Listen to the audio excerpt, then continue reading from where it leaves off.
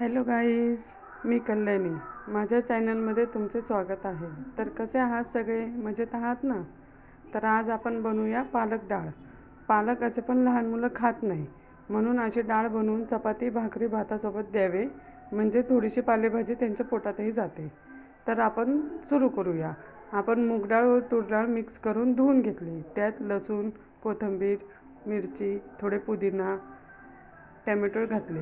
हळद, मीठ, तेल घालून कुकरला 4-5 शिट्ट्या करून घ्यावे, म्हणजे डाळ चांगली शिजते. तोपर्यंत मी 1-2 भाकरी टाकली आणि फोडणीची तयारी करून घेतली. फोडणीसाठी तेल, जिरं, मोहरी चांगली तडतडू द्यावी. नंतर त्यात जी शिजलेली डाळ आहे त्याला चांगली घोटून घ्यायची आणि घोटून चांगली बारीक मिक्स करून घ्यायची आणि ती डाळ त्या फोडणीमध्ये टाकायची.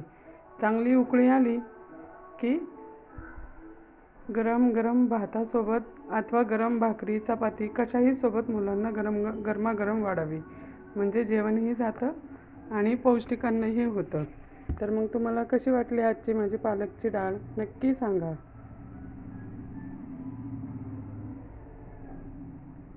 तुम्हीही काही जुन्या वस्तू तुटलेल्या फुटलेल्या टाकून देत नसाल. बायकांचं हे असंच असतं, कोणी नाही देत टाकून आणि बोलणी खायचे कामं करायचे फक्त, बाकी दुसरं काहीच नाही.